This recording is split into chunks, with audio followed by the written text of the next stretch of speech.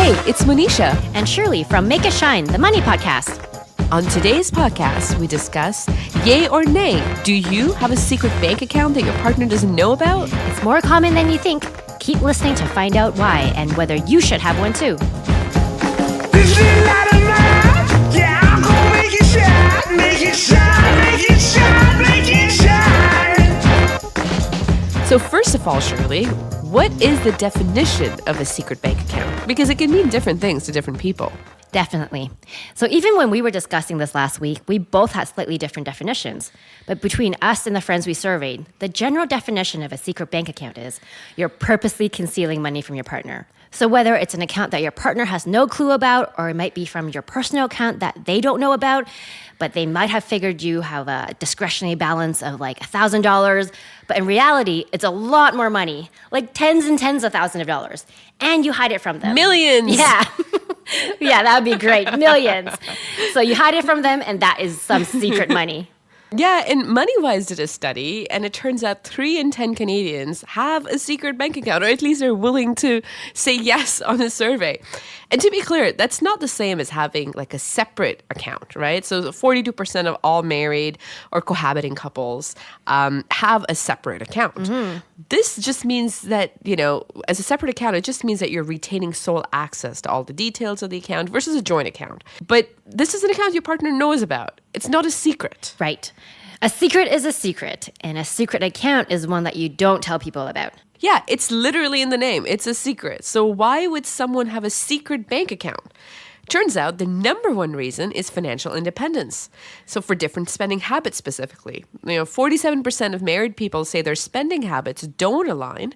And so a secret bank account is a way to spend $1,000 on an iPhone without ever having to talk about it. So another interesting study from the States, it says 56% of couples who do consolidate their accounts and set goals together, they get mad at each other when the other partner spends $100 without telling them what it's for. Oh my God, $100. That's crazy. Yeah. I mean, that's why it's so important, that you make a good decision on who your long-term partner ends up being. And a more serious reason is if you're in an abusive relationship. So my mom's friend was in one, and this was her secret escape money. If things ever got too bad with her husband, she would be able to book a plane ticket and stay with her family. Yeah, I mean, money is power, and having that kind of money stacked away can give you peace of mind, especially if you're already in a relationship with power imbalances. Yeah, so another reason people might have a secret bank account is if their partner has addiction issues. It's really about protecting yourself because they're going to spend every last penny, whether it's for alcohol, gambling, or drugs. And that's really sad because it takes the term secret bank account to another level. So I know someone who actually had their best friend open a bank account in the best friend's name, and every few months she would give the friend money to put into the account for her because she couldn't take the risk of her husband finding out about a separate bank account in her own name and having the bank send them a letter about that account. Oh my God, yeah. And I mean, in the same vein, one of my closest friends funded her divorce with her secret bank account. So she never intended for it to become that and become her war chest.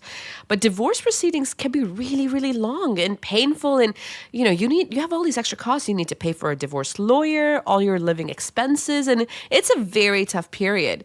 And my friend's divorce settlement took over like a year. It was more than a year and a half, actually. So she was really thankful for her account and having access to this cash during that period. Yes, so I can relate to that story too because it happened to me as well. And in my family and several of the friends that we've talked to, it seems like it's a generational thing, especially in women. We see in our mothers, grandmothers, they tuck away money because you just never know when you might need it. Right. I've heard it referred to as rainy day money, or another friend might call it FU money. Actually, talking about generation, so my mom has this habit, I think most moms do, at least I think so, of hiding money around the house. And now, she doesn't even remember where she's hidden it. So it's like a super, super secret account because it's a secret even from her. This one time she hid $3,000 in our couch and just forgot about it for months. And then we actually sold the house and we relocated to another country. And this couch got on a truck. Then it was a shipment. apartment. It took months. And then by the time it got to, the new place we were in, she just remembered that she's hidden money there once it was in there and unwrapped. And thank God it was still there. I mean, we could have even sold the couch and somebody else would have found $3,000 under one of the pillows. So I wish stuff like that would happen to me, to suddenly find money stashed away. But it's rare now to have actual paper money to hide since most transactions are digital. But anyways, regardless of what these studies say, I don't think we'll ever know the real numbers of how many people actually have hidden money, whether in their homes or in bank accounts. But I wonder how many more women... Mattresses. Yeah, exactly, mattresses. I wonder how many more women than men have secret bank accounts. No, it's the opposite. Only 3 in 10 women have a secret account, when actually 5 in 10 men have a secret bank account. And they actually use this to fund their side habits, like risky investing. So Motley Fool actually did a study that said men were 4 times more likely to have a secret crypto account.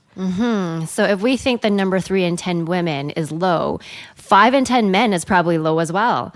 So I guess their reason for having a secret bank account is totally different from the reasons we just shared about women we know having secret accounts. And that was to protect themselves and their families. Yeah, and I'm not surprised by that study at all. So I used to work with this guy, and his number one complaint every time I went by his desk, he'd be like, "Oh, because we would talk about investing in the stock market, and he would always complain that my wife won't let me invest as much as I want to. I want to put all my savings in. The market's so hot right now," and he would just constantly complain about it. But he worked in a call center, and he thought he was like a day trader. So his wife was completely right. She's like, he's not a sophisticated investor. He should not, put all their savings in a risky investment. And he lost a ton of money too. And I think, and sadly, I think they're divorced now. So I've seen this play out in front of my eyes. Guys are all about trying to take a lot of these risks and not wanting to tell their wives about it. Yeah, that's frustrating. So a lot of the secret account stories you hear aren't happy stories. So they're probably indicative of a bigger problem in the marriage. Yeah, but you know what's even more weird? The same Motley Fool study says that having a secret bank account had no impact on the level of happiness people felt in their marriage. I mean, I don't know how true that is. I think we take that study with a grain of salt. Yeah, maybe happier for now, but long term, who knows? At least what it means is that secret bank accounts are not the real reason for a breakup. Yeah, they're just a symptom. Because shouldn't trust be the number one thing in a relationship?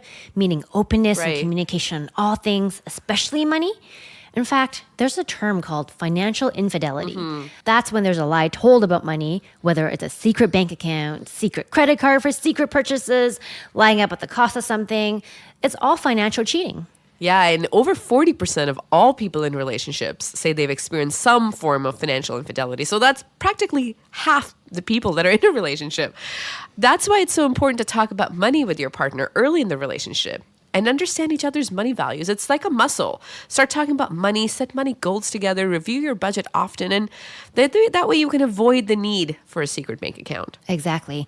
So check out our last podcast on why should you talk to your partner about money. We talk in depth about it, including tips on how to have the conversation. One thing that you said, though, about generational training on secret bank accounts is completely right. So the study shows that older baby boomers, so ages 63 to 71, our grandmas really, are 4 times as likely as millennials to have a secret bank account. And they're also way more likely to go on spending sprees with their secret funds compared to millennials. But again, in this scenario, too, men will spend more. So men will spend an average of $1,200 without telling their partners, whereas women spend a lower amount of only $800. What do you think they're buying? Okay, so this latter survey, it shows that clothes, jewelry, makeup are the top purchases for women. And for men, it's alcohol, drugs, gambling, video games, and electronics. Okay, and something I thought was so funny, both men and women, they spend the secret account money on fast food. It's actually the top 3 reason that people spend secret account money on. That's really funny because I spend secret money on fast food as well. So for these people and for myself, it's because we don't want to be judged. Yeah, I mean, 60% of both men and women said fear of judgment was their number one reason to have a secret account. I know my husband has secretly gone through all our extra Halloween candy. So, I mean, I guess that's where all that secret spending on fast food comes in. We've said the word secret so many times already. So I am sure more people have secret bank accounts than what any of the surveys tell us. And depending on where you are in the world, with divorce rates up to 50% and disagreements over money is one of the main reasons for breaking up, I can definitely see why there's strong reasons to have a secret bank account.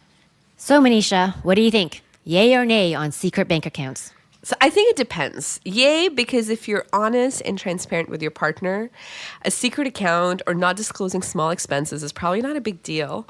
And it also depends on the circumstance. So if your partner is terrible with money, even after you've had many conversations about it, having a secret bank account, it's just a good peace of mind.